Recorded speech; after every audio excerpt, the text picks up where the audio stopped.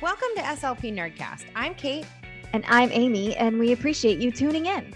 In our podcast, we review and provide commentary on resources, literature, and we discuss issues related to the field of speech-language pathology. You can use this podcast for ASHA CEUs. Visit our website for other courses, including live courses, webinars, blog posts, and SLP Masterclasses available for graduate level credit.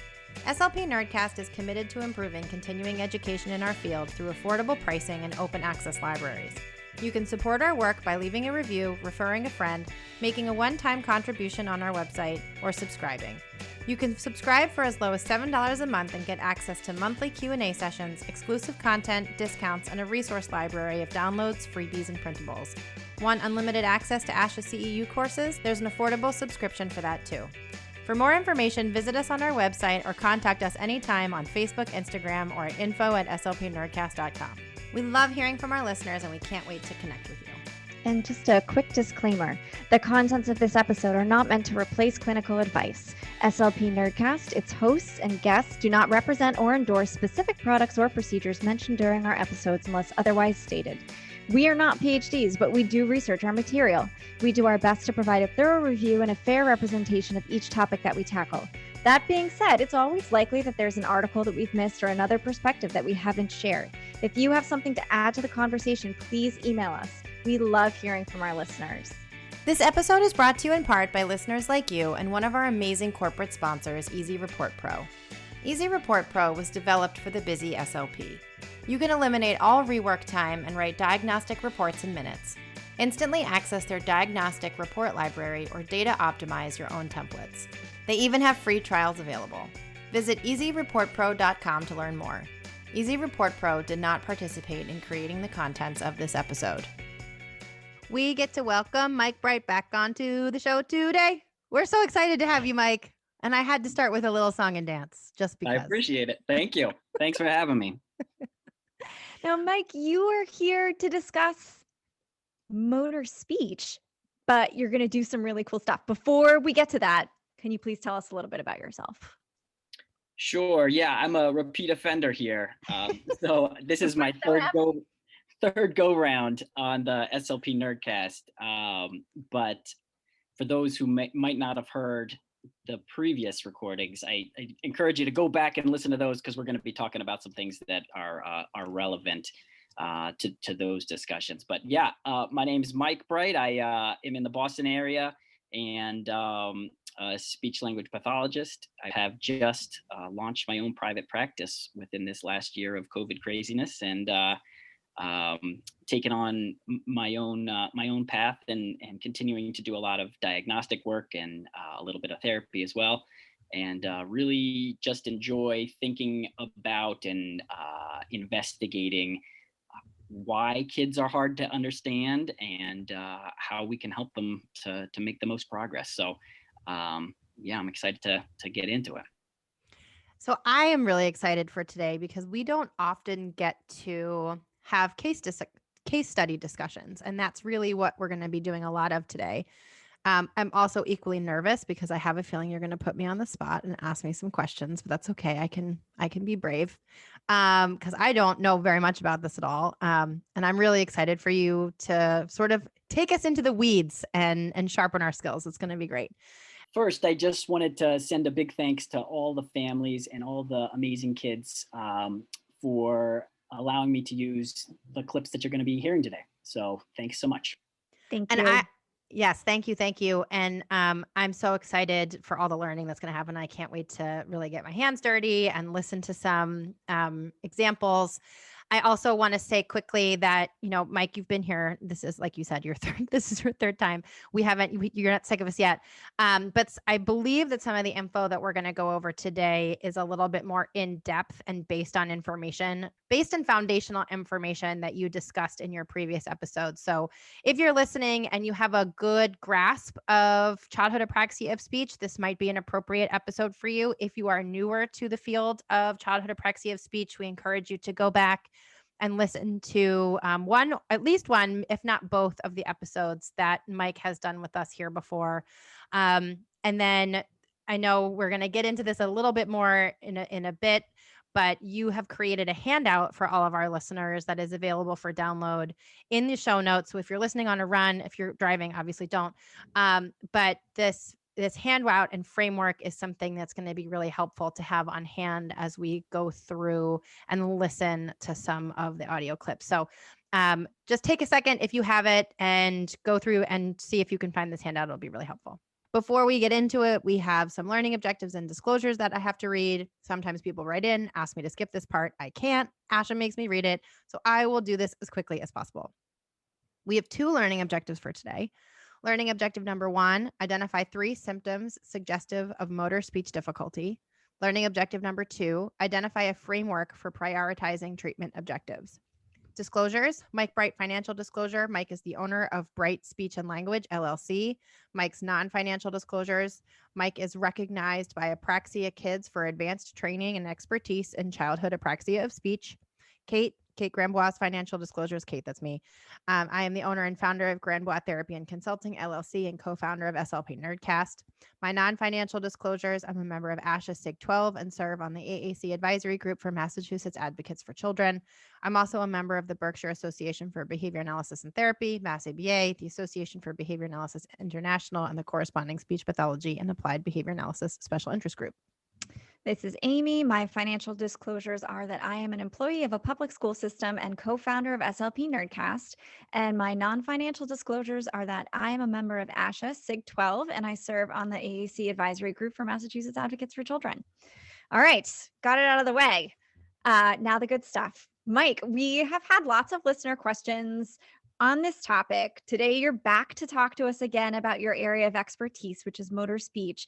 But as Kate mentioned, you're going to really give us a framework and guide us through application of that framework with a couple of different real case study examples. I'm super excited about this. Yeah, I'm excited too. And I think it's going to be a little bit of an experiment. So we'll see where it ends up. But hopefully the learning objectives, as bland as they are, don't scare people off. We're going to cover those things just in the course of talking about what we're talking about. I'm sure of it. And I also know we're going to get into a lot of other stuff as well. So I'm glad that I've got both of you as listeners who I can share some of these clips with, so that we can just see what our ear gravitates to and talk about why it might be relevant in thinking about these kids. I also am sharing this one-page handout, which is kind of like a visual reference for some of the listening observations we're going to be doing. And I'll just quickly run through what is included on that sheet.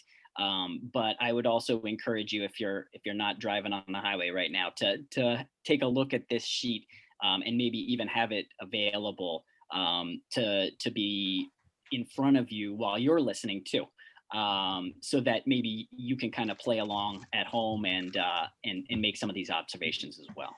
And as you mentioned, we will describe this in an auditory format, and it's available for you to download in the show notes. So if you are driving or out on a run or cleaning your house or whatever, and you can't look at this, we will do our best to describe it, and it's available for download in the show notes. Excellent. So let's just talk quickly about what's on this sheet. And this sheet is really one that I just I scribbled on a piece of paper at thinking about what I'm listening for when I'm working with kids, and then I made it look pretty on a piece of paper for an Excel sheet. So that's what it is. But it shouldn't be considered the be all and end all of listening frameworks. It's just something that I think can help us today and maybe help you in your practice. But the first line of information that I think we're listening to is what I refer to as an independent inventory. So that's what a child is producing in speech, irregardless of what the target is. So there's a box for independent consonant inventory. That's what consonants you hear the child producing. There's the independent vowel inventory, what vowel sounds you hear the child producing. In that box, I like to divide up my observations between monophthongs and diphthongs. Diphthongs being vowels that require movement, like a or ow or oi. And then the last independent box is phonotactic inventory, which is just sounds and syllable shapes, word shapes. Is the child closing syllables? How many syllables is the child putting together? Are there consonant clusters in this child's inventory? So as you're listening to a child, you want to get down kind of just a good representation of what this child is producing, independent of what they're intending. The next line on the sheet is where we're going to put our relational observations. And so that is comparing what the child is producing to the target, to the intended target. And with all of the kids that we're going to be listening to today, primarily kids who I'm thinking about in terms of motor speech disorders, there are plenty of these relational things going on as well, where there's pattern-based relational things going on, things that follow patterns. Every time that K sound is coming up, it's getting fronted to a T. So that would be in our first box, what I'm calling developmental processes. So when you see something and it's something typically that a kid does when they're learning how to speak, but it is not adult mature speech, you're gonna list that process, velar fronting, in that developmental processes box. The box next to that is called atypical processes. I want to make sure that I'm also listening for pattern-based errors that aren't popping up for many kids, but are popping up regularly for this child. So if a child was backing that T to a K, we know that is an unusual process. If the child is omitting initial consonants, we're going to write that one down in an atypical process too. And believe me, having done this for many years, I am still surprised at some of the amazing, somehow ingenious substitution patterns that kids can come up with that I've never seen or heard before.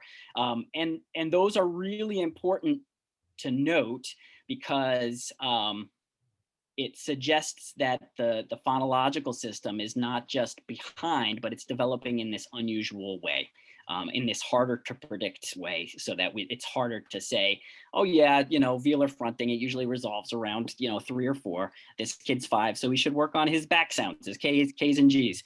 But with these atypical ones, they are suggesting, whoa, this sound system is developing in its own way. I don't have a reference of when I would expect that to resolve. And even more so, people aren't used to hearing kids talk with this pattern. And so it's harder to understand them because they've never heard this either. So that's in that second box on the second line called atypical processes. And then the third box on that line I call articulatory precision. Basically, I want to be listening for sound distortions. Primarily, I'm thinking about consonant distortions right now, but how precise is that sound marking? And then also how precise is the word boundary marking versus how much are those words kind of getting smushed and mumbled together? So can I say some of this back to you to make sure I've understood, just as like a recap kind of? Yeah. So when you're a clinician sitting down with a client who is presenting with a motor speech and you're trying to do some of these analyses, these are the categories that you really want to look for. And you've created this beautiful sheet as like a data sheet or inventory sheet. Yeah, no, that's exactly it. Right. That's what this is. So there are, in thinking of it as broader categories, there are independent analyses that you can do, which is the skills that a student or client presents regardless of what they're supposed to be doing. So what they're doing independently. And those would be a consonant inventory, a vowel inventory, and a phonotactic inventory. And then the relational analysis, which is what the student or client is doing in relation to what they're supposed to be doing. And those categories would be developmental processes, atypical processes, and articulatory processes, or articulatory precision. Is that sort of like the framework of like buckets that you're trying to categorize things in? And you've done such a nice job of explaining what each one of those things are. I just think from like a a bigger picture view, it's helpful for me to like regurgitate that back. No, and I'm so glad that you did, because I did kind of just launch into it because I'm so excited to get to the next part. I'm like, let's just talk about all this stuff that we need to talk about so we can get to the fun. But you're right. This is a framework that I have in my mind, in not quite as organized a way. But these are parts of a comprehensive speech eval that really help me to understand what's going on with a child, and there are going to be critical in helping me make recommendations that are specific to not only the type or the strategies that are going to be effective for this child, but what are the actual targets that we're going to be working on. This becomes kind of like our cheat sheet later on. And just to piggyback on what Kate was saying, so we've got this framework, we've got sort of this like graphic organizer, if you will, to help the clinician remember all of the things that they're paying attention to and organize some of that information. And under those broad categories of independent and relational analyses, there are two. I'm just looking at the form, and it's a lovely form. People should check it out. But there are two additional kind of big, broad categories. And I was hoping you could tell us a little bit about those as well. Sure. I have kind of just picked the words other parameters for the next line to refer to things like voice, resonance, and fluency. So I just want to be making an observation about what I hear in a child's vocal quality. Is there roughness or breathiness? Is there strain? What's the loudness? What's the control of the loudness? Is this kid loud all the time? Is this kid having a hard time kind of monitoring or modifying that loudness? Things like that. And in addition, how stable is their voice? And we're going to be getting some good examples of kids who it just sounds like their voice isn't stable, and that is really helpful when thinking about muscle control and coordination. So in that voice box, we've got some space for observations there.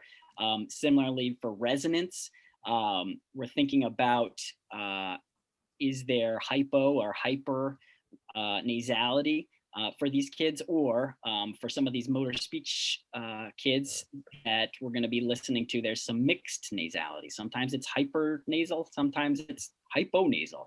And what's that about, and what does that suggest? And then the last box on that line is just referring to fluency. Many kids with motor speech disorders also can be disfluent, and disfluency is a motor speech disorder in itself. So there is crossover. So making observations about fluency can be really helpful too. And then where we're going to be spending most of our time today is at the bottom of this sheet, where I have listed the symptoms or the characteristics that are really telling me a lot about whether I think motor planning and programming is something that needs attention.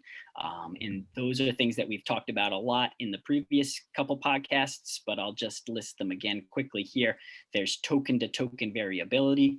Are there examples where a child says one thing one time, and then the next time they say it, it sounds different, and then the third time they say it, it sounds a third way. It sounds even different from the other two. Are there disrupted co-articulatory transitions? And I hope to really draw your ear to some of those today, because that's an easy one to describe, but a hard one to know what it sounds like. But basically, is there evidence that the movement is either broken in kind of in between sounds, or is there some movement that makes you think that the movement between sounds is somehow awkward or less precise? The third major characteristic that we're looking for, or we're listening to today, is going to be prosody, and you're going to hear some really unusual prosody that kind of just jumps right out at you.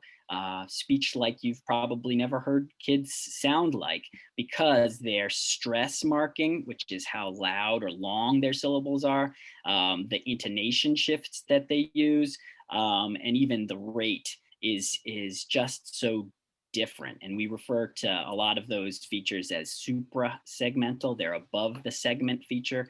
That's not just how the sound is produced, but what are you doing with those sounds? And that is something that requires a lot of coordination. And we do it without even thinking about it. So it is really, I think, one of the best, if not the best marker of a kid who might have a diagnosis of childhood apraxia of speech is when some of these super segmentals are really disordered. The last couple things that we're going to be listening to or listening for today are vowel errors. And I'm going to be making a distinction between vowel substitutions and vowel distortions. And I think that was a new one for me that I had to learn a couple years back. It's not just are the vowels accurate or not, but is there a pattern that you can make or that you can draw in explaining this child's vowel system?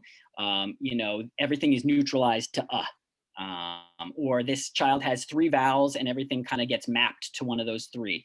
Or are there distortions? Was that an I or was that an eh? Or was it somewhere in between? I'm trying to transcribe that diphthong, oi, and it sounds like there's, instead of 2 sounds, it sounds like there's about 3 or maybe even 4 sounds in there. So listening for those distortions when tracking vowel errors, I think is particularly important and helpful. The last 2 boxes on this sheet, are there voicing errors? And again, those can be pattern-based. A child always devoices final consonants. That's something that we see sometimes. But are there kind of irregular voicing errors? That's an observation that can be really helpful in terms of how able is this child to time precisely voice on and offset. Again, you remember your speech science class where they would play those cognates, those voiceless cognates, and you'd watch that sound wave, and there was a specific moment where it shifted from a p to a b, and you could just hear it, but the amount of difference on that sound wave was minimal. But our voice, our brain, or our sound system somehow categorizes that shift as a meaningful difference for what phoneme is being used. But for someone who has difficulty coordinating muscle movement, getting that timing right can sometimes be really tricky. So that's another area. And then this last piece is articulatory groping. You're not going to be able to do this on today's podcast, but are you able to observe any kind of searching behavior while a child is speaking? And that certainly has been something, I think, historically that gets very closely linked with childhood apraxia of speech. But for me, it doesn't land clinically as any more or less important as some of these other ones. And I certainly have seen kids who I'm confident have childhood apraxia of speech who don't do a lot of this articulatory groping. So it's just another box. That's news to me. I just learned a lot of things, and this is a very comprehensive graphic organizer. It's awesome. But I also want to say, you've gone into a lot of these descriptions in a lot more detail in our previous episodes. So if you're listening and you need to understand a little bit more about token to token variability, or, any of these atypical presentations, I think just referring people back to our previous episodes is, you've gone into a lot of these categories in a lot more detail in your previous episode. So if you're listening and you're like, then just go back and listen. And I think it will, it's going to be helpful to the listener. Yeah. Go back and listen and it will help you out. Also, thanks for the time travel. Because all of your talk about spectrograms made me go back to grad school and phonetics and phonology and sitting and trying to transcribe and make sense of all of those things. So thanks for that, Mike. Yeah, you're welcome. And it's funny, my goal for this third podcast was to not have to rush through anything. And I feel like, instead of packing, a whole podcast into an hour. Now I've just packed it into a smaller amount, and it's been within these first 20 minutes. But now that we've got that out of the way, let's get to the fun stuff, which is actually listening to some of these kids. I thought it might be helpful to let people know that if you are a 2 times speed listener or a 1.5 times speed listener, to go and turn that off. Similarly, in my podcast player, there's something that shortens silences. And if that's something that you have too, get rid of that, because you want to hear these kids how they sound, not how some processor is thinking how you should hear it. Even though it's going to take a longer time. That's incredibly helpful. Okay. And again, just for the sake of recapping, before you start playing these audio clips, what we are listening for, which is listed on this graphic organizer that you've prepared for us, are independent analyses, including consonant inventory, vowel inventory, phonotactic inventory, relational analyses, including developmental processes, atypical processes, and articulatory precision, other motor speech parameters such as voice, resonance, and fluency, and other motor related qualities such as token to token variability, disrupted co-articulatory transitions, prosody, vowel errors, voicing errors, and groping. Now, that's a lot for that. To me, as an untrained ear, that's a lot of things to try and pay attention to all at once. So I'm really looking forward to you dropping the breadcrumbs for us to sort of go through these audio files. Fantastic. I certainly will do that. And I am looking forward to hearing what your ears hear.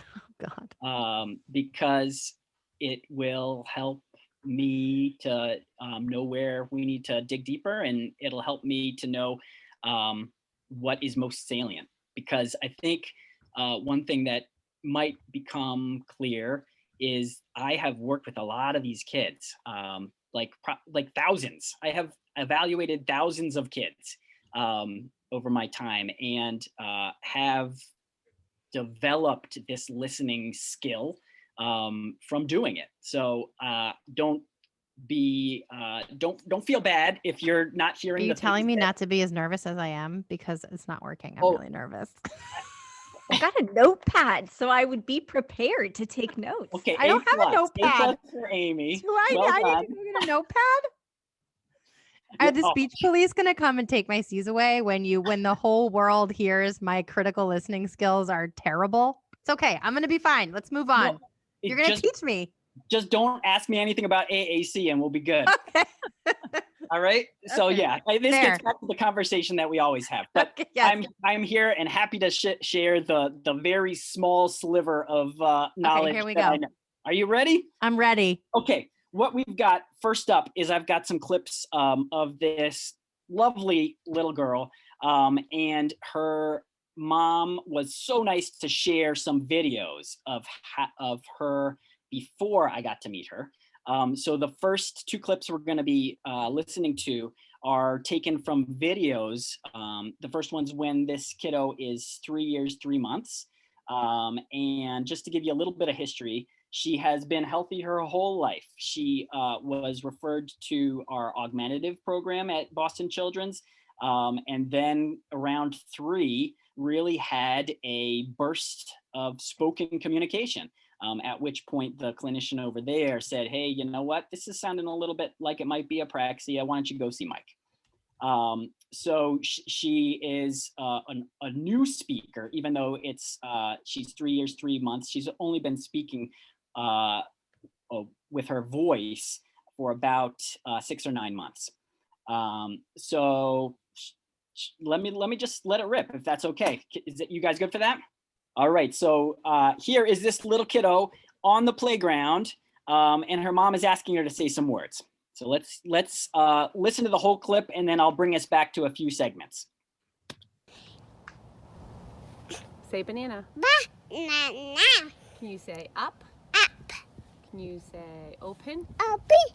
Can you say E? E. Can you say A? A. Can you say O? U. Can you say U? U. Can you say Abby? Abby.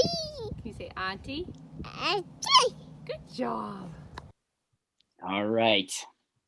So have you heard is anyone? describing her voice as adorable, does that count as clinical opinion? Let's see that box. Definitely. Where's the that was cute box? Oh my gosh. And you guys can't see the video. It's outrageous, right? Like so cute. And yeah, I don't want to steal your thunder, but so unusual also. And I think when we listen again this next time, and you guys can't see the video, but one thing that I'm noticing as she's doing this, her imitation attempts are full body. She is really using her hands. She's kind of leaning forward. It seems like she almost kind of falls down at some point. She's working so hard with her muscles to get these sounds out. You can also see her face have some grimace movements, like she's trying to control where her air is flowing. They actually went and saw an otolaryngologist because of this, because they wanted to make sure there wasn't any clefting, and there wasn't. But she is working really hard to get these imitation attempts. Yeah. So an untrained ear, I hear that quality of prosody. Yeah. That's what stands out to me the most about that. Great. No, me too. Me too. Let's listen to her say banana, and let's see what you guys hear on banana. Say banana. Banana. Can you say I'll do it again. Banana. One more time. Banana. Whoops. Can you say banana? Banana. Can you say So is there anything that's jumping out at you when you listen to that? Well, it's not a smooth transition Yeah, between syllables. that's exactly what I'm hearing. It's 3 distinct syllables. There's a break between each of them. And a breath. Yeah. You mean she inhales in between the syllables? Na. Yeah. She is working really hard to coordinate all of this to get it going, and she definitely cannot string those syllables together without having that break at the syllable boundary. The word stress is not typical word stress. Exactly. Banana is what we would say. So that Right. middle syllable is big, and she is kind of excessive and almost equal across those first two. The third one is a little bit smaller, but it is clearly not nuanced in those variations. So great, you guys are picking up on it. This is awesome. I can do Yeah. it. I can do it. You I can feel do it. You okay. Yeah, let's listen to just a couple of the rest, a little bit of the rest of this clip, listening specifically to vowels. Okay, and listen to her vowel sounds and hear what you hear. open? Open. Can you say E? E. Can you say A? A. Can you say O? U. Can you say U? U. All right, let's listen just again to the vowels. E? E. Can you say A? A. Can you say O? U. Can you say U? U. Okay, what are you hearing there? Her U is, okay, cute factor aside, there's that really interesting super segmental prosody to that. Any guess why she might be doing that on that word? Because it's a diphthong? Yeah, she has to work really hard to get from that EU. She's yeah. moving so hard that this is a guess, that she is not able to Interesting. maintain control over her laryngeal tension. Interesting. Yes, I see it. Yeah, she goes, you. As she's trying to move one thing, she actually moves more than one thing. Okay. Yeah. So unusual, cute, but also So cute. gives us signs that she is doing some things that we don't see even the most speech delayed kids do as they're developing their communication skills. So that's a good one to get us rolling. Let's see what she sounds like just a few months later. And what is she? I think this is 3 months later. And what she's doing is she's sitting at a table reading a book that looks like was made by a great speech pathologist. It's got visuals and it's got her reading and saying sounds and saying them over and over and over again, which is all good stuff. Has she had therapy? This is several months later, but is it post-intervention? Her mom was fantastic and continues to be fantastic about getting this kid help. And so she was getting therapy. She was getting good therapy. She was getting a lot of it. And you can hear difference. You can hear difference. And as we go through this clip, and especially through the next two, it's going to be helpful to hear what is changing and then what is not, because that is going to tell us where we want to go next. Okay, but let's listen to this one. Yes, ice cream. Sorry, I should have given you the context. Sam likes ice cream. Sam likes pizza. That kind of thing. Sam wants more. Okay, that's what we're talking about. Yes, ice cream.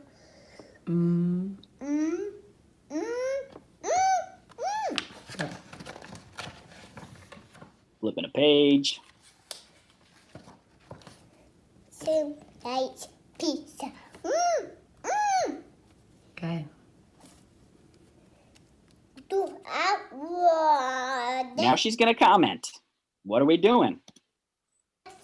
Do our words. talk to soft voice, You do a nice soft voice. You did. What does that say? loud voice, Not a loud voice. Too loud. What does that page say? CM wants. more. Okay. So, first reactions. Any reactions? Want to hear it again? Yes, please. All right, let's hear it again. For me, the interesting part is when she breaks from the book and starts making comments. And Yeah, she's her talking- intelligence. That was my eye. Nobody can see. My eyes got really big. Her intelligibility is significantly reduced without the structure of that book when she makes that independent, unstructured comment. Exactly. And she is, you can't see the video, but she's also signing to support her speech when she goes off. So she does beautiful signs to support intelligibility. But I think she's also using a lot more linguistic resources that are taking away from the resources she can give to the speech. And also she's saying things that she's probably said before, but she has not drilled in a book format. And so the motor pathways for these more spontaneous movements aren't as well established. Let's listen to it again. She's going to say, use our soft voice. Don't use our loud voice or something like that. Let's listen to what it sounds like. Pizza. Okay. Here it comes. Do I want Do our words. Do our words. talk to soft voice, You do a nice soft voice. You did. Do our words. Do our talking. Soft voice. Okay. Let's listen to when she says words. The word words. Let's see what you hear. do I want I'll do it again. do I want What are you hearing there? Is it like a strain? Is she like really pushing out that vowel and it's elongated and she's like, I don't know, like she's giving herself more time to put her articulators in place or something. And Yeah. it's distorted. It's definitely a distortion. It definitely seems effortful. There might be some vocal instability there as she pushes to get that sound out. And then at the end, so I'm so glad you guys nailed the vowel. It is a prolonged vowel also. I think I could characterize that as a disruption, as that movement through the word gets prolonged or exaggerated. And then at the end, you'll hear her. You're nodding. I see you, Amy. You're nodding. You heard it. There's a break There's a break. between. Yeah, and it's a break. Wait, I didn't hear it. I feel left out. There's a break where? Between the and- duh. Yeah. Oh, in- yes. In the plural S, she marks the plural S, but she doesn't. She has a co-articulation break. Can you play that one more time just so we can focus in on that? Oh. The s. do I want Do our Can you words. hear it? Mhm. do I want Do our words. Great. So we've Wow. all worked with. do Ah! I we've all worked with kids who don't mark plural S, right? And we've all worked with kids who are starting to mark plural S, and they might do it inconsistently, but it's very rare to hear a kid who's learning to use plural S do it in this way, where I can use it, but I can't do those sounds back to back. So another interesting thing that is happening. And then just before we go on, just so that you can hear that it's happening even more, when she says do our soft talking, there's another disruption in that word talking. So see if you can hear that, then we can go on to our next clip. Do our words. Talking soft. So our talking soft, there's a break in talking. And taughting, we've worked with a lot of kids who are going to front those velars. She's just 3, so the fact that she's still doing it, I'm going to note it. I'm going to make an observation of it. But am I going to work on trying to elicit velars with this kid? Am I going to spend therapy time trying to teach her new sounds? Not consonants, maybe vowels, but her consonants are actually pretty varied and pretty accurate. Well, and can you talk to us a little bit about, because I feel like that connects to a different part of your framework that we haven't really talked about a lot in relation to this clip, but that's where some of that independent analysis comes in, right? Like that's how you figure out as a clinician, like what consonants does she really make? Exactly. What consonants does she make? The list is going to be pretty big. What vowels does she make? The list is going to be smaller. How many, in the relational analysis, how many vowels is she distorting or making errors on? That is going to be a big focus. And when I'm trying to think about what I'm working on with these kids, I'm always thinking about functional intelligibility. And when kids are making vowel errors, it really makes it hard to understand them, because a vowel can change meaning so much. Kit, cat, Kate, cut, and then you do a distortion between some of those vowels, and it really can throw a listener off. So sorry, just to talk the listeners through that. So those are the types of judgments that you're integrating with this information that you're getting at the bottom, as far as this like motor component. I'm saying the bottom of this form that I'm looking at that you guys should check out on the website. So that's helping you say, you know what, I'm definitely not prioritizing this fronting, because in the grand scheme of things, there are these holes that have such a bigger impact. You're going to have so much more impact on your client's ability to be an effective communicator by targeting these skills versus these other ones.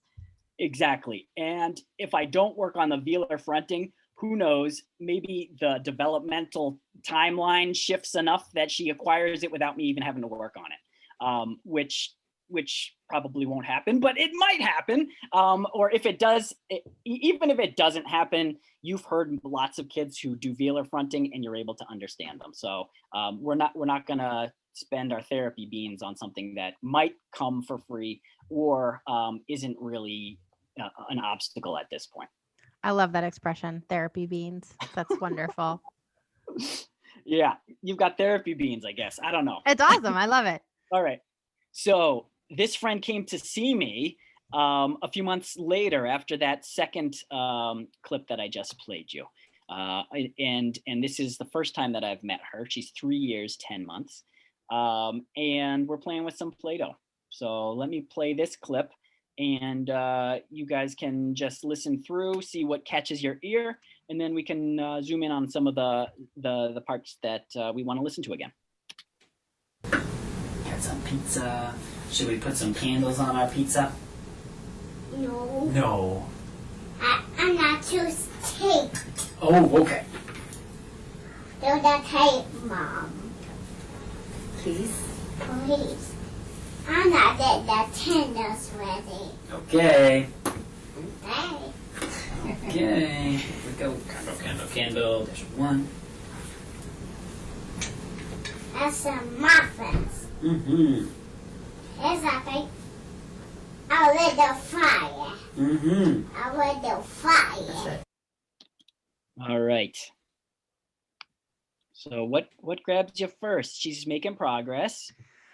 Well, my first instinct was that her consonant inventory wasn't varied, but then because it was a lot of fronted sounds.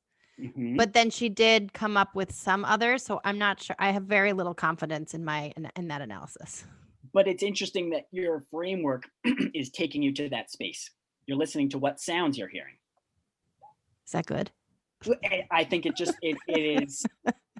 I think it might show where your experience and training has been. Yes, focused. that's exactly Yeah, right. what Yes, sounds like it's 100%. Yeah, cool. I feel like her transitions and co-articulation felt a bit more coordinated. Mhm. Mm-hmm.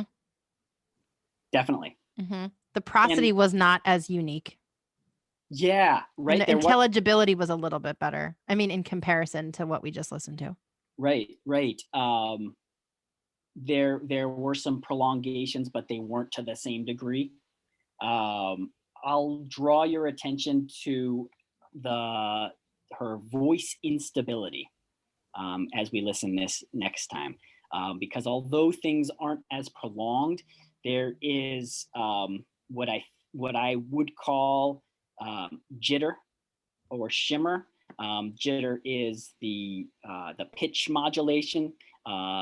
Shimmer is the amplitude modulation, but basically her voice quality is kind of jiggly, and you can hear it a lot on a few of the words in this sample. So listen through and see if you can pick out one or two words where you're hearing that voice tremor, I guess. Got some pizza. Should we put some candles on our pizza? No. No. I'm not choose tape. Oh, okay. Do the tape, Mom. Please. Please. I'm not get the candles ready. Okay. Okay. Okay. Here we go. Candle. There's one. That's some muffins. Mm-hmm. Here's a little fire. Mm-hmm. A little fire. All right. Could you identify any of it, or is it too subtle? Candles ready? On candles ready? On ready, especially. Yeah. And when she says mom, I think she says mom at some point. Yeah, I heard that too. Listen to this one. On please. Please. Please. Please. Please. Maybe it's too subtle. I hear please, almost like there's a shake there. Mm-hmm. Please. Please. Oh, yeah. I'm not get the candles ready. And again, I'm ready. Ready. Mm-hmm. So we are listening to a recording from one of those little handheld dealies put into my computer on an iMovie thing over Embracing technology. through someone's Bluetooth headphones into their ear. So if you can't hear it, that I would understand. We trust you.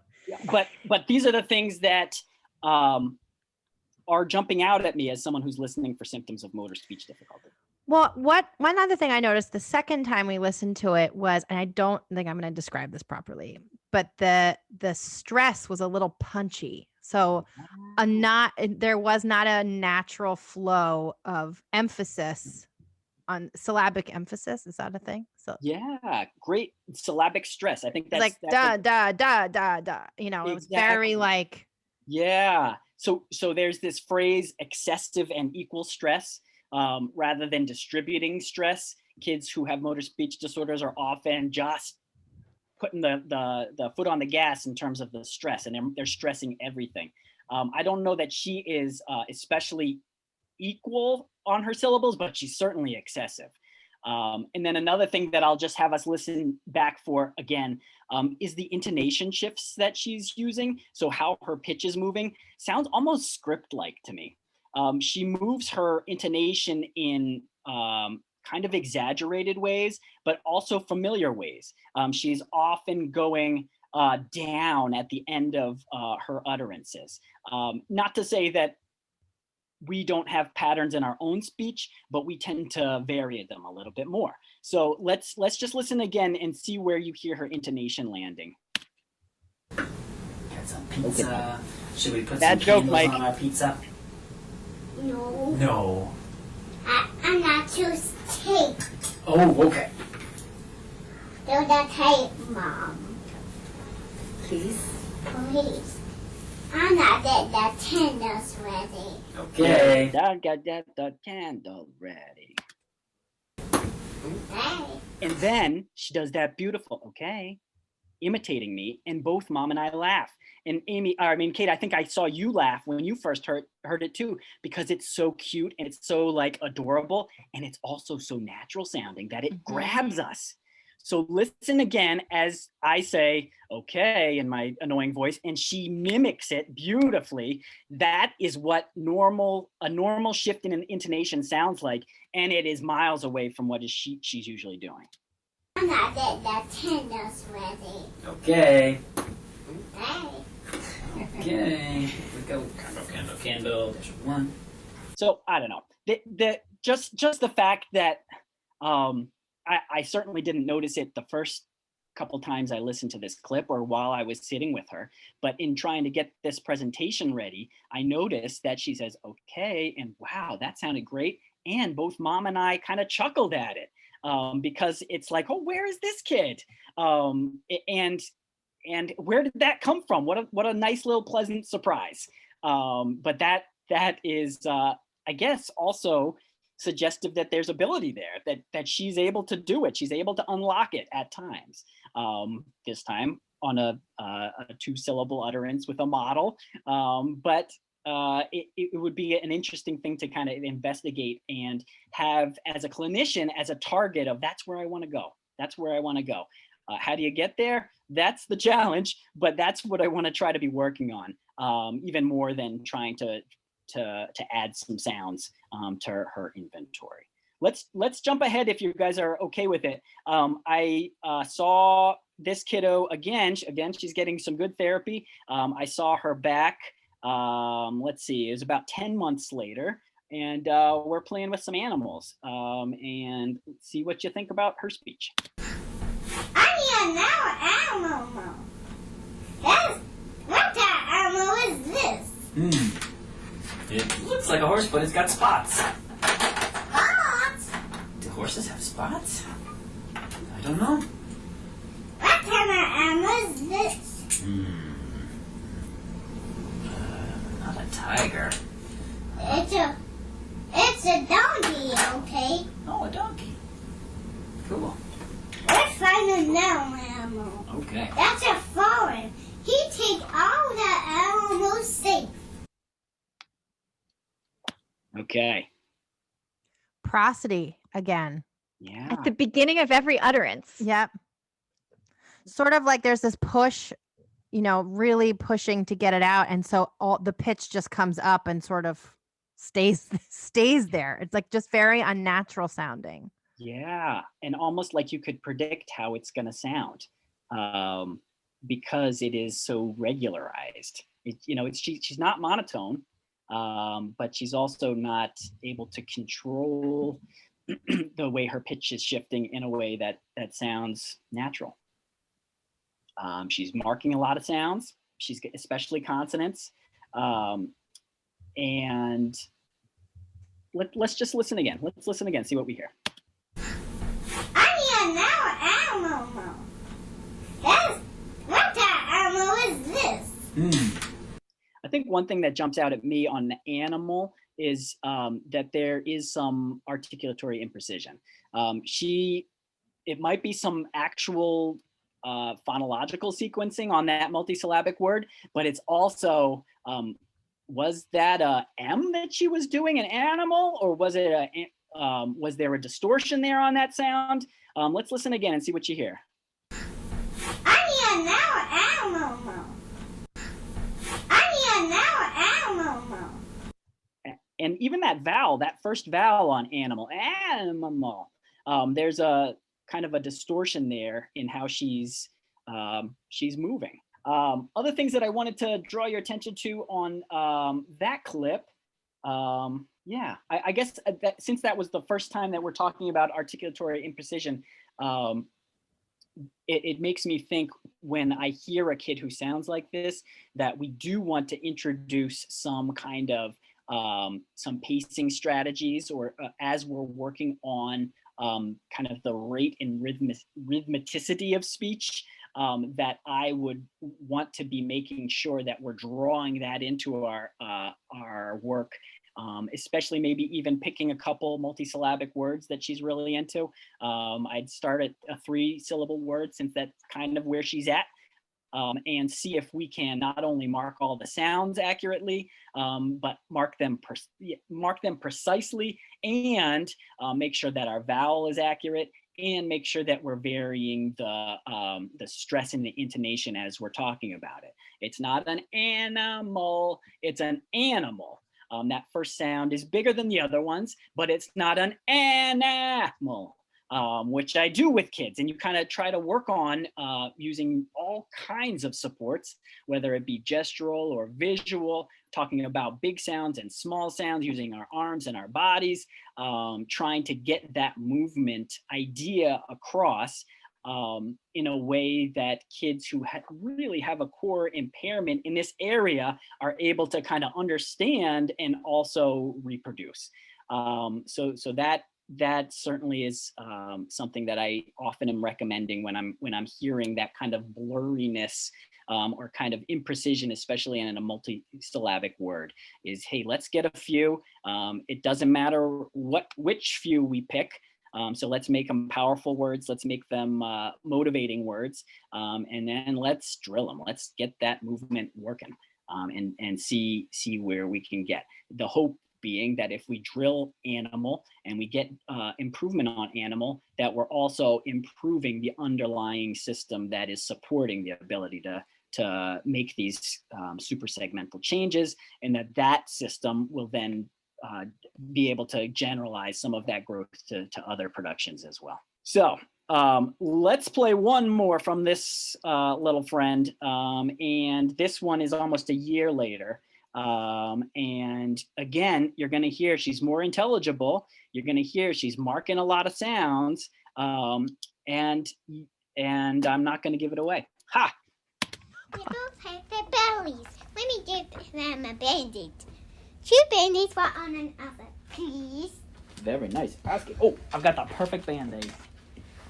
The perfect Band-Aid. It will stick. There you go. There's one. There's one put on his belly. And there's another. For Queen Abba. How long will it take till they feel better? I don't know. A little bit. Okay. Very nice. Sorry. What do you think? I was impressed I could hear the Band-Aids. That's actually Scotch tape, I'll have you know. Scotch tape. I could hear the Scotch tape. That Yeah. made me chuckle. No, maybe that's like the first recording that you could actually hear in your headphones. Oh boy. No. It was good. So I'm noticing my own skill set and how I'm drawn to listening for the consonant inventory. Yeah. And trying to notice other things. Yeah. And it's hard to kind of get out of your training. I understand it. Yes. I noticed a little bit of the stress.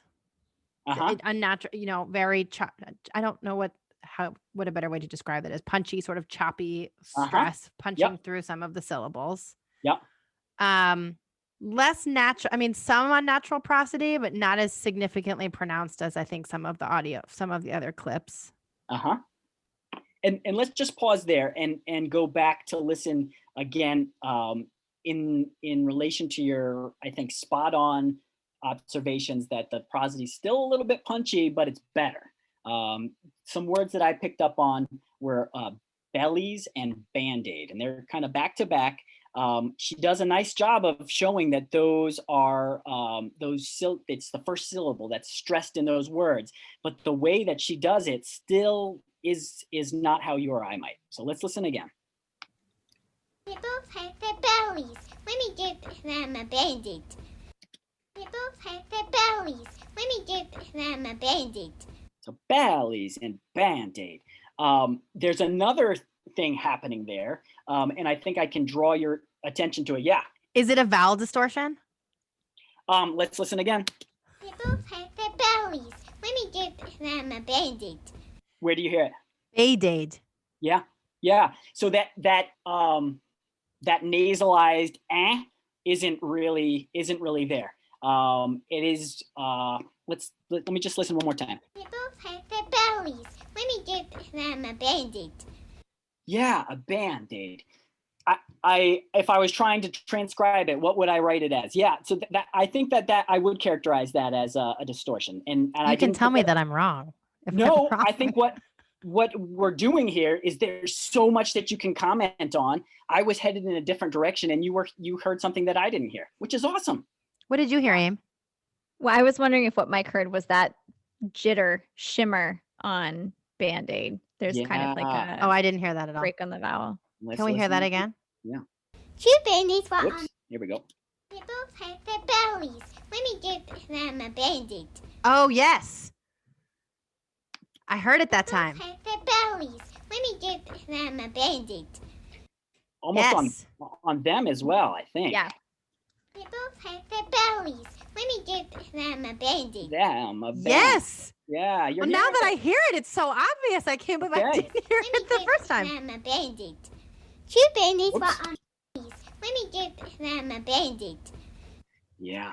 So it is, I think it's a great lesson for everybody that this is going to be a terrible metaphor. You see things through the glasses that you're wearing. And so when you're hearing, you hear things through the training that you've been given or where your awareness is. If you're listening for this motor speech stuff, you are better able to hear it than if you are making a comment that this kid doesn't have her R yet, which is true. She doesn't have her R. And in fact, it's a little bit of a weird distortion that she's using.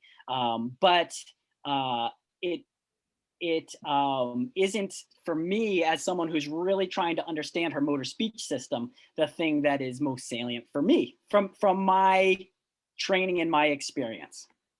I love that expression that you see things through the glasses that you're wearing. I just wanted to say that that's wonderful. Sorry, Aim, go ahead.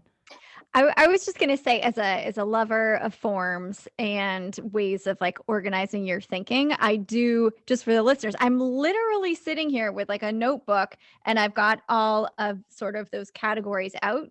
And I feel like I do this often with language samples where like, cause I will, even though I've been doing what I do clinically for quite a while, like you pay attention to different things kind of depending upon the day or the context. So for me, having something like this here also just helps me to remember what I'm listening for. Oh, that's right. I'm listening for all of these things. Oh, that's right. I'm paying attention kind of especially for the focus of this podcast on sort of that last big broad category that you gave us under motor. So just having the tools available to you as a clinician, it's definitely about developing your ear. You're certainly hearing things like Kate and I need to listen like 15 times to pick Right. up with your coaching. But having the visual reminder, I think is very helpful. Yeah. I'm thinking of the TNL2, which I had the misfortune of trying to administer a few times, and you have to listen through those kids' language samples, their stories, like 3 or 4 times, because I got to listen for this thing, and now I got to listen for this thing, and now it's the same thing here. Listen to that speech sample, try to listen for prosody. Listen to that speech sample, try to listen for vowel accuracy. Do the same thing one more time, try to see if there's any disruptions. But I think that is spot on in a really great way to try to pick up some more of this new perspective. Awesome. And again, a big thank you to this kiddo and her mom for not only the permission, but going way over the top. And she sent me, I think, 90 something videos that I went through of this kiddo when she was younger. And, I picked 2 that I thought could be helpful for people, but this family really went above and beyond to try to get this information out. So I, again, inserted thank you here, but let's jump to another kiddo and just hear what you hear, because this kid, I don't want to spoil it, but it's different. It's different. So see what you hear. This first sample is this kid. He is, let me give you a little background here. He is 3 years and 11 months. This is the first time that I'm seeing him. He does have a history of some middle ear involvement with effusions, but he's never had tubes. His hearing is fine. He has some family history of communication delays. He was another kid who was reported to have little to no babbling. His first words came appropriately around a year, but he was very slow to acquire words from there, to the point where he really didn't make any word combinations till about 3 years of age. And usually kids make word combinations when they have about 50 words in their vocabulary. So from 12 months to 3 years, he's picked up 50 words, which is a considerable delay. So let's listen to what he sounds like. I've got a couple clips of him. The first one is just what he sounds like when he's trying to talk to me. See what you get from this.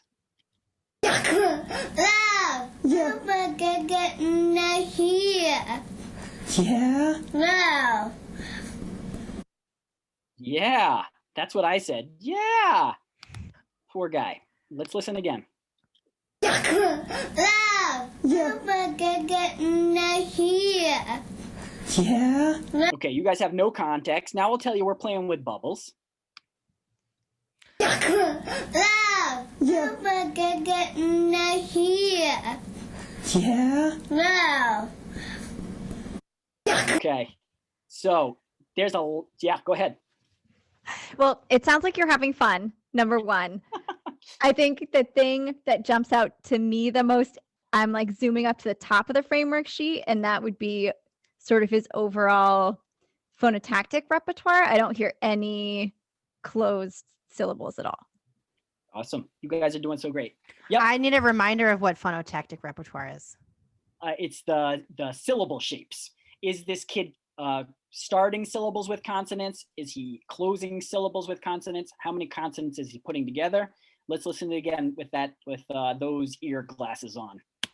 Love, you forget getting here. Yeah? Love. Okay, so I would say with those phonotactic focus on, I would say that he is producing a lot of open syllables, and I think he's talking about bubbles when he says gaga. And that, there's an atypical error there. He's backing a b to a g. That's what I noticed was all of those g sounds, and assuming that it was bubbles, that's definitely an atypical. Yeah, and almost pattern. like it might be a preferred sound. I don't know if you've heard that before, but sometimes kids pick up, yep, this is my sound, I'm sticking to it. But that's what you can hear in this very, very short clip. This very, very short clip is that his sound inventory isn't all that varied, and how he's using them is very immature. How about prosody? Love, you forget getting here. Yeah? Love. What do you hear? It's a little bit choppy. Yeah, it's a little bit choppy. And so hard. This is so hard. yeah, okay. So what I'm hearing is actually his intonation is beautifully varied. He's communicating a lot through controlling his voice. That's what I thought. Yeah, I keep had a hearing it. question. See, so I heard something different. So Okay. obviously I've got more learning to do.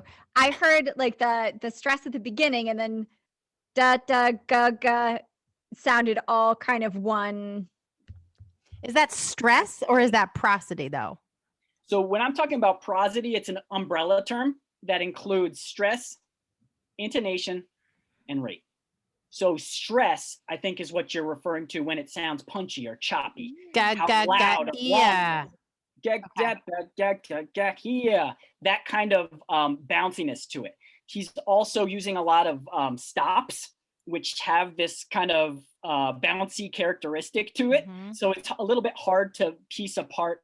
Is it because he's backing a lot of these sounds to guzz that they're not continuing in a way that might allow him to vary his stress more appropriately? But I think the big thing that came for me is really listening. If you were to tell me he's speaking another language, and just it's in a language that I don't speak, I might believe you. Like he's talking to me.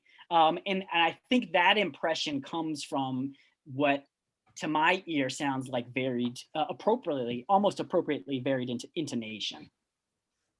I know you have another clip because I can see it on our shared screen, but I'm hoping that maybe after that clip, you will talk to us a little bit, because I think in our earlier examples, what was really helpful for me was hearing kind of how you would use the information that you've gathered to kind of make choices about what might be clinical targets. So I would love to hear a little bit more from this friend, and then sort of have you walk us through your thought process a bit. Great. That is perfect. And I will be happy to. This kid, like many kids, came to me with a question of, is it apraxia? At this point, hearing him say that little bit about the bubbles, I don't know. I really don't know. And so I need more information. What this next clip is it's me trying to give him a little bit of support and trying to hear what he's able to do with it. So let's listen as I try to give him some modeling and some gesture support and see what he's able to come up with. Yeah.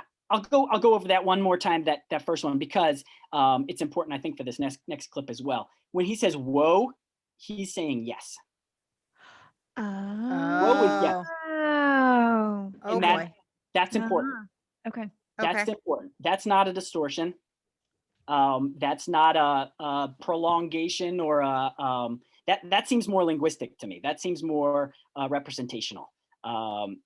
Maybe there's some connection between the wah of whoa and the yeah of yes. But for a kid who might be a motor speech kid, using an O instead of an eh, that doesn't compute as well for me. Usually I would expect something to, if there was a substitution and it was based on a motor challenge, for a kid to be producing something that's simpler rather than harder. O requires movement in a way that eh in yes doesn't, but he's doing whoa for yes. So a good one to know, and hang on to it. Let's listen to me try to help this kid imitate some syllables. Tell me more. Yeah. More. No. Good trying. Press those lips. No. You did it. Do it again. No. Okay, let's listen again. The first attempt is just a single sound. He's able to get his lips together for but that's where it stops. Next, he's going and then he produces no, like for a no word, which he's very practiced at.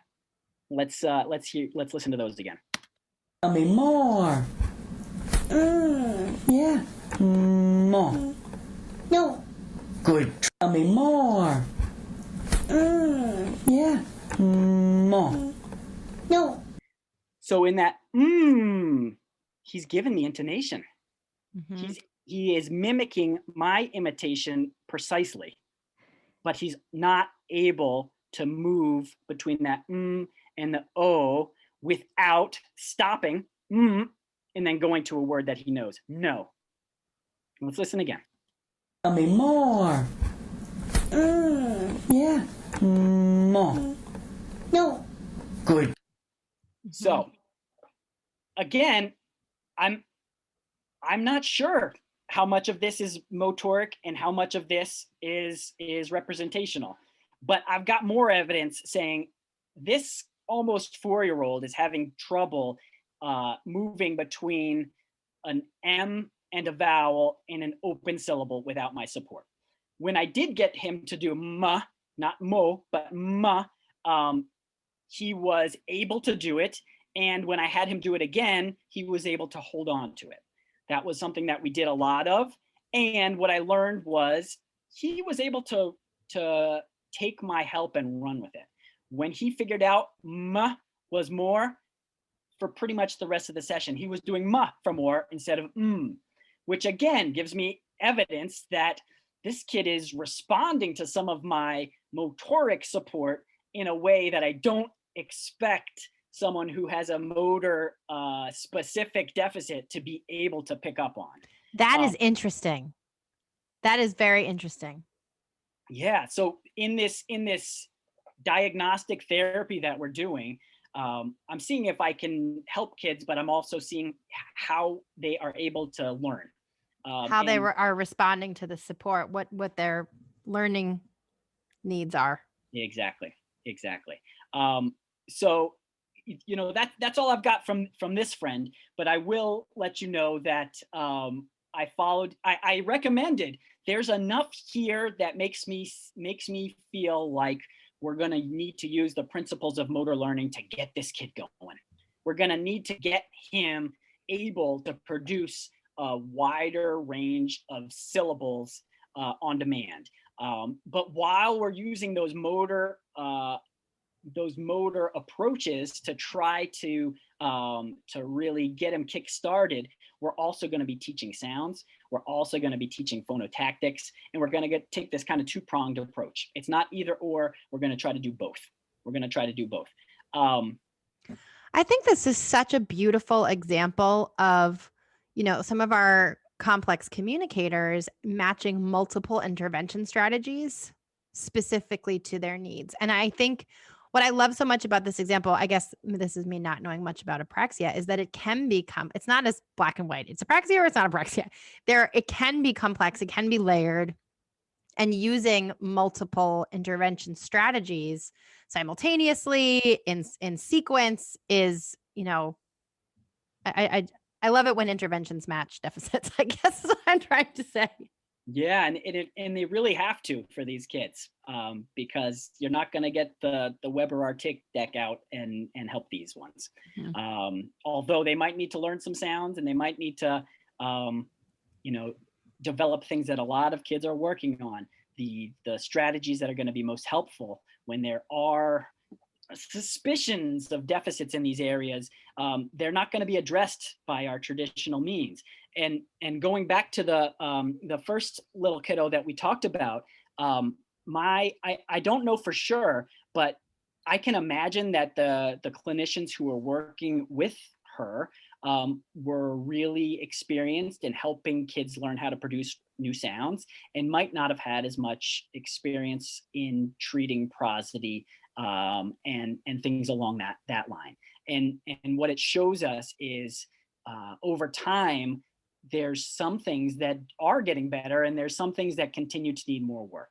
And so I'm in a really fortunate position in being able to see these kids regularly and kind of check in on how things are going, what is changing and what isn't, so that we can kind of continuously update where we are and what needs to be worked on next. So let's if it's okay, let's go to the next friend who is a complex communicator, and he is older. He's when I met him at 7 years old, he was not able to sequence two sounds at all. No matter how much I helped him, he could do sounds in isolation, consonants or vowels at 7. Yep. So he, I think it was using a lot of AAC, but again, he's starting to make more sounds. Somebody said maybe it's apraxia. Let's go get this checked out, because maybe there's a way that we can help him to speak more, because he's super excited about speaking, because that's what a lot of people around him are doing. So let's listen to what he sounds like. I think the first thing that I'm doing with him is I'm using some prompts from the syllable repetition test, which is something from Schreiberg and Lohmeyer. Hope I didn't butcher that one. But it's basically a non-word repetition assessment for kids who have speech difficulties. Basically, how is a child able to imitate speech sequences using frequently more successful consonants and a single vowel. So let's listen to what he does. It becomes quickly apparent that this is way too much for him. But the interesting part comes, I think, towards the end of the clip, when he starts to really, I think not from my support, but from his persistence, he starts to get it. Let's listen. Just like me. Ba-da. Yeah, right. Try this one. Da-ma. Me. Try ba-ma. We're just gonna do 2 more and then we'll...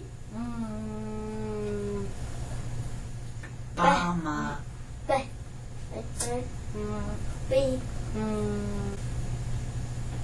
Yeah, you're working on getting those sounds out. You're working really hard. Let's start from this one. Ma.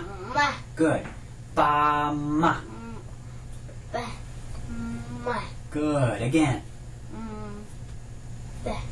Let's start from the ma. Ma. Yeah, you didn't want to start from the ma. You knew you could do it. Nice job. Ba ma. Nice job. Thank. So, He's trying so hard. gosh, oh my gosh, Trying so hard. Wow. right? And usually kids kick me out of the room before they'll do anything like that. So the fact that he was really trying, and he had some success going backward chaining from ma to ba ma, and I said, okay, let's do that again. He's like, no, I got this. Just give me some time. And was able to get an improved production. The vowel was still different. And I think he only used one vowel instead of both of them. But he's really able to show that his system requires so much attention and effort to get the most basic movements established. I used this non-word repetition measure because what I'm going to play for you next is I'm having him imitate some increasingly lengthy real word kind of sequences. He's going to say win, Winnie, Winnie the Pooh.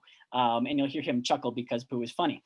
But what you'll also hear is his ability to make some of these movements between sounds is much stronger when it's speech related in more meaningful context. He still needs a lot of work to get there, but the first clip kind of is going to inform how much effort and attention this area really needs to help him to make progress to become more accurate with his speech. You say win. Try again. Win. There you go. Winnie. Winnie the Pooh. You try. Winnie the Pooh. Great job. Winnie the Pooh Bear.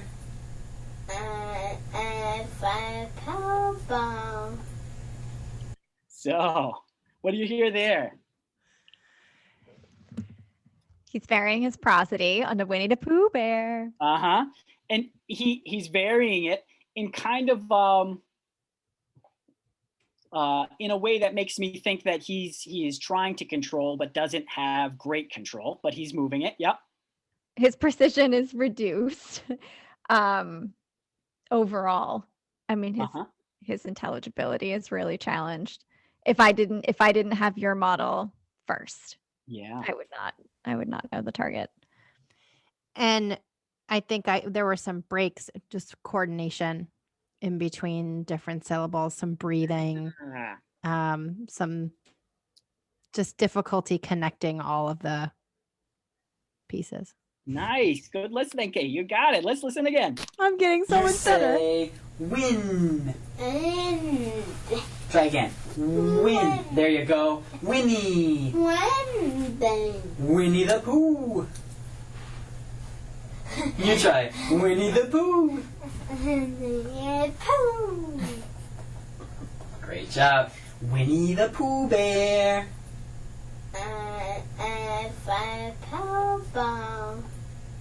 So the other thing that a couple other things that are important for me, the ability to do, well, he's doing wind mostly for wind, but he's able to get that syllable. Winnie, he's able to, again, I think he does windy, but he's able to get that 2 syllable. But when it gets past Winnie the Pooh, all of it kind of comes tumbling down. And so that's something that is just helpful to me, because when he's trying to talk to his parents, it sounds more like that last segment, and where we want to be spending time in therapy is really more towards the initial clip that I played for y'all, where we're trying to get some accurate and consistent movement between between one and two syllable sound combinations. And can you just talk a little bit more about what that might look like in terms of whether it's a formal goal or objective or just what you have in your head? Like, are you, when you're thinking about therapy with a client who's presenting in a similar way, are you thinking like, oh, I really want to try and emphasize some of like the phonotactic piece? Do I want to make sure that he's like just marking all the syllables while also, kind of increasing his precision with his sounds? Are you paying more attention to those transitions? Like what are the big pieces, kind of thinking back to that framework, that would stand out to you as the most impactful, kind of like we've been talking about? Where are you spending your question. beans? Yeah. Where are you spending your beans? That's fantastic. Because I have an overwhelming sense that motor speech planning and programming is a challenge for this kid, I am really going to laser focus on getting basic speech movements accurate. If each one of those syllables becomes a Lego, and we get more and more Legos that we can build things with, that's what I would love to do. So I want to have a goal that has us looking to his independent consonant and vowel inventory, what types of sounds he has and is able to produce. And I want to try to choose maybe 3 syllables from that. And I want to get us super accurate and consistent with those again and again and again and again. I want to do it with an excited voice. I want to do it with a sneaky voice. I want to try to do it in a funny voice. I'm trying to vary some of those super segmentals while we're maintaining accuracy between that very basic speech movement. So I'm just going to say this back to you. Correct me if/when I'm wrong. But you are thinking about that like big header of his independent productions. What are consonants and vowels that he is already making? You are not working on new consonant vowels. You are working on taking consonants and vowels that you have seen somewhere independently in this client's repertoire and combining them in different ways. That may be different syllable shapes. It might be playing with some of those prosodic elements, but you're not trying to do those prosodic and phonotactic pieces with also new sounds. You're kind of, is that? Yes, I think for this kid, I want to make things as easy as possible and as successful as possible. So I'm going to break it all the way down for this guy. I might even just choose a single vowel, that neutral and you know what?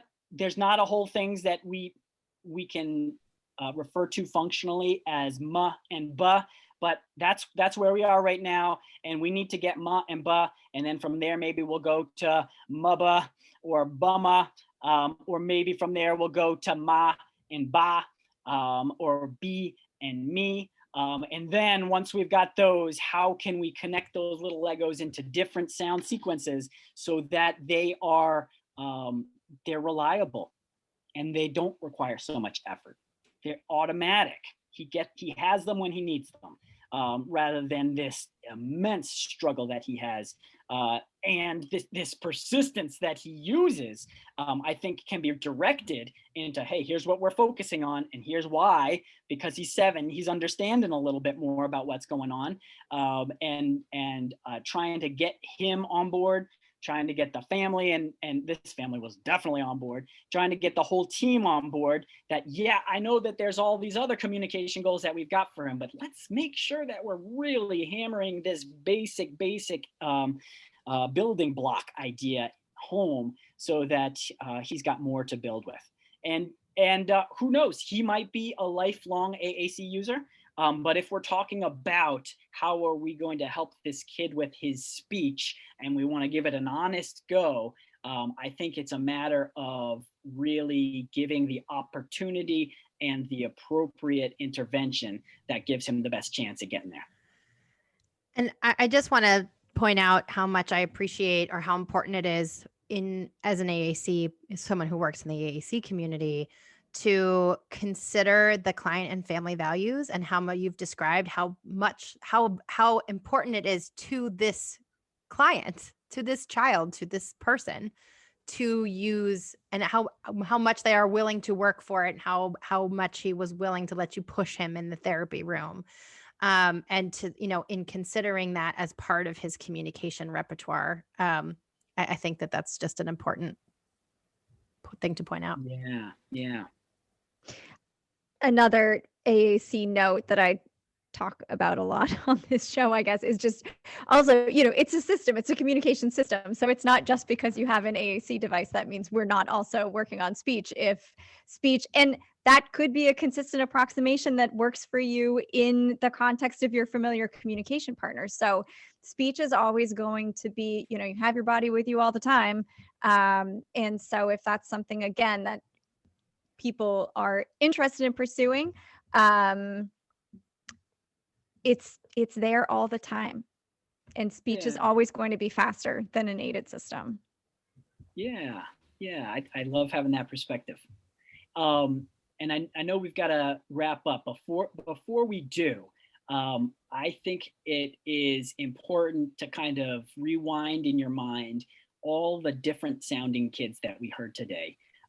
Some of them I was more confident about the need to really hammer home the principles of motor learning in their therapy than others. Most of them had, all of them had a component that I wanted to be thinking about in terms of motor speech planning and programming. But I can't play you a clip of someone with apraxia and say, hey, that's it. I can't play you a clip that you kind of take with you to compare Susie to when she comes in to your clinic or your classroom and you're trying to figure out whether this might be childhood apraxia of speech. I wish that I could. It really comes from an understanding of the type of symptoms that are suggestive of deficits in this area, and being able to weigh how many of them are there against what the other communication needs are, to help yourself make a decision on whether this is something that's appropriate to try to work on. And it's something that I said in our last podcast, I think, but I am super in support of treating as if. Let's treat this as if it is childhood apraxia of speech, or call it presumed childhood apraxia of speech. We are going to hammer on these principles for the next 6 months, and then we're going to come back, and then we'll have another discussion, and we'll know more undoubtedly at that point. Whether things have moved or they haven't, it'll tell us more about where we need to go next. But I would just encourage folks as much as possible to try to listen with attention to all of these variables, particularly the ones that you're not as comfortable with, to make sure that you're really thinking about things comprehensively, and making sure that the speech therapy that you're providing not only gives kids access to intelligibility, but also natural sounding speech, so they have all the benefits that might bring them to. I think a lot of our training really does a great job in helping kids produce more sounds and produce them more accurately, and almost none of it, if any, helps work on these things like stress and varied intonation and vowel distortions. But in the long run, when kids are having these primary deficits, they really need to be addressed, because more time is not going to be enough. I have so many. I could talk to you about this for hours, and I don't know anything about this. You're just such a wealth of knowledge. We're so grateful for your time. I like doing it. It's totally nerdy, so I'm in the right place. But You I guess that's true. But no, I appreciate it, and I do send big respect to all the clinicians or families out there who might be hearing this and are kind of challenged to try something in a new way, because it is uncomfortable, especially when you don't feel like you're 100% certain. That place of unknowing is really uncomfortable. But I also know that I did not always listen in this way. And it was only from trying and having a lot of really great opportunities that I'm now able to, and I'm still learning a lot myself, as we all are. Mike, thank you again so much for coming on and teaching us. If anyone has any questions, you can email us anytime at info@slpnerdcast.com. As always, you can use this episode for ASHA CEUs. You can also potentially use this episode for other credits depending on the regulations of your governing body. To determine if this episode will count towards professional development in your area of study, please check in with your governing bodies, or you can go to our website, www.slpnerdcast.com. All of the references and information listed throughout the course of the episode will be listed in the show notes. And as always, if you have any questions, please email us at info@slpnerdcast.com. Thank you so much for joining us, and we hope to welcome you back here again soon.